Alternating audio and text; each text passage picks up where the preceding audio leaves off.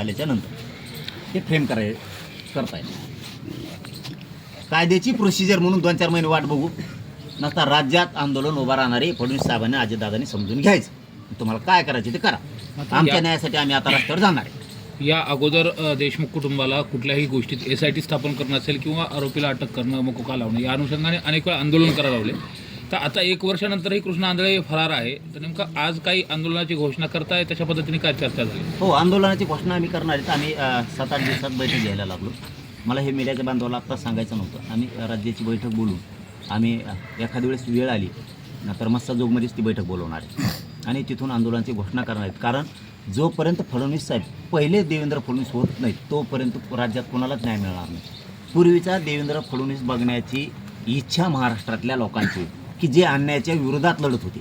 आत्ताचे देवेंद्र फडणवीस म्हणजे कुणी चोट्टा आलं दरोडेखोर आला बलात्कारी आला किंवा किती घोटाळे करणारा आला किंवा खून करणारा आला तरी ते त्याला शुद्धीकरण करून घेते। ते देवेंद्र फडणवीस महाराष्ट्राला आणि आम्हाला देशमुख या खुनाच्या प्रकरणात नको आहे। आम्हाला वाटतं पूर्वीचा देवेंद्र फडणवीस साहेब तयार व्हावा म्हणजे गोरगरीब जनतेला न्याय मिळत आणि त्यांना जर पूर्वीचं व्हायचं नसेल तर थोड्याच दिवसात तुम्हाला तारीख ऐकायला येईल की महाराष्ट्रात खूप मोठा रोष तयार होणारे राज्यातले लोक सगळे रस्त्यावरती येणार की एवढी मोठी खतखती हातून फक्त वाट बघतात लोक की देतील वाण्या। परंतु ही वेगळ्या वेगळ्या बातम्या सरकारचं ऐकून ह्यो जे पिरितून तो सुटणार आहे त्याच्या बातम्या पिरितून याच्यामुळे सरकारला सुद्धा खूप मोठा फटका बसणार आहे। मात्र समाज माध्यमावरती ज्या पद्धतीचा पोस्ट येत आहेत व्हिडिओ येत आहेत कॉल रेकॉर्डिंग येत आहेत यामधून कुठंतरी या पीडित कुटुंबाला धमकावण्याचा किंवा पीडित कुटुंबावरती दबाव आणण्याचा प्रयत्न केला जातोय का? की जसं तुम्ही आता म्हटलं की सुटण्याच्या बातम्या पेरल्या जात आहेत किंवा कॉल रेकॉर्डिंगमध्ये कोणतरी म्हणते की ते बाहेर येणार आहेत सगळं काही व्यवस्थित होणार आहे तर या अनुषंगाने काय पीडित कुटुंबावरती दबाव आणण्याचा हा प्रयत्न आहे आणि इथून मागं सुद्धा त्यांनी तेच केलेलं आहे। कुणाचं प्रकरण झालं की दबाव आणायचा संतोष भैयाचा असं या कुटुंबावरती दाबदडप करायचा दबाव आणायचा धमक्या द्यायच्या। महादेव मुंडेचं प्रकरण असेल किंवा ते आंधळेचं प्रकरण असे शेकडो प्रकरण आहेत। हे दबावच आणायचं तंत्रच यांचं होतं आत्तापर्यंत आणि एक प्रकारे त्यांनी सिद्ध पण केलं त्या दिवशी त्या दाण्याने की मला त्याची आठवण येते म्हणला याचा अर्थ त्यांनी त्यांचं कनेक्शन सिद्ध केलं आहे की ही याचीच टोळी आहे आणि ही टोळी त्याच्यासाठी चालवत होता। त्याचं ऐकून नुसत्या तारखेपुढं ढकलतायत त्याच्या प्रॉपर्टीच्या जप्तीच्या दुसऱ्याच असतात आत्तापोत यांनी कुलप लावून काढी लावली असते याच्या प्रॉपर्टीवरती आणखीन जप्ती कसं काय येत नाही याला वेळ कसं काय लागतो। मग ह्या सगळ्या माध्यमातून बहुतेक आणखीनही सरकार त्याच्याच आहारी जात आहे आणि या कुटुंबावरती दबाव सरकारच आणताय म्हणावं लागणार आहे। कारण सरकारने त्यांना बळ दिलं नाही तर त्यांचे काय टप्पर आहे दबाव आणायचे।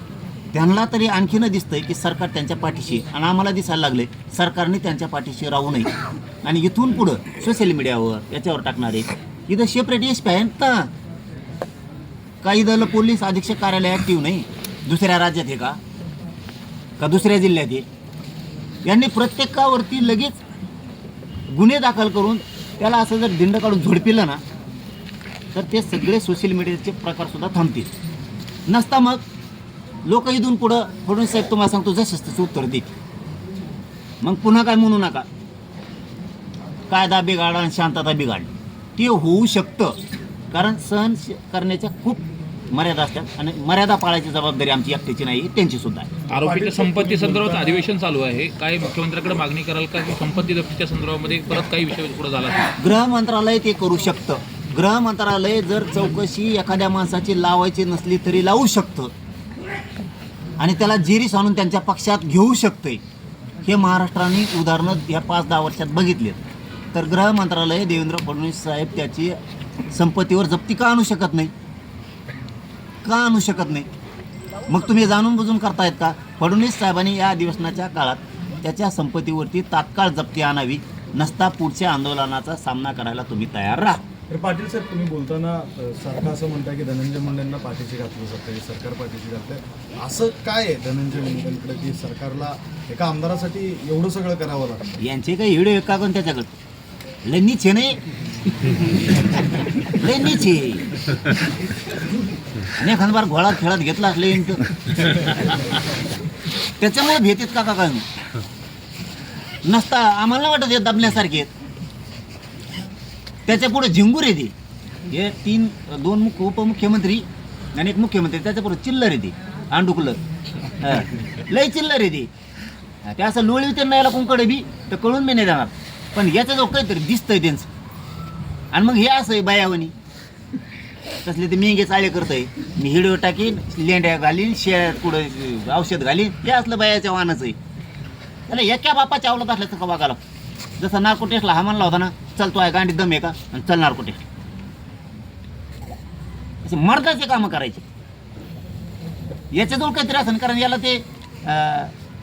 ते बयाचे व्हिडिओ करायला लावतं, काही करायला लावतं. मयाच्या तर तेच करायला सांगितलं होते. 3 प्रकार सांगितले होते त्यांना. एक तर म्हणे याच्या जेवणात गोळ्या घाला, त्या विषारी गोळ्या, आणि याला मारून टाका ते. आणि आता बघा एवढा वट होता यांचा, आता शेळ्याच्या त्याच्या लेंड्या घेऊन पळायले. यांचा असं वट होता, यांचा कचराच केला. आणखीन लय धिंगाणा करणार यांचा. हे जवळ असे लोकांना त्रास देणार, ते दहशत माजवणार, तोवर यांची पुरी जिरविणारी. हे जर नीट नाही राहिले ना, यांची पुरी जिरविणारी. आणि यांना संतोष भाईच्या प्रकरणात जेलमध्ये घालणारची.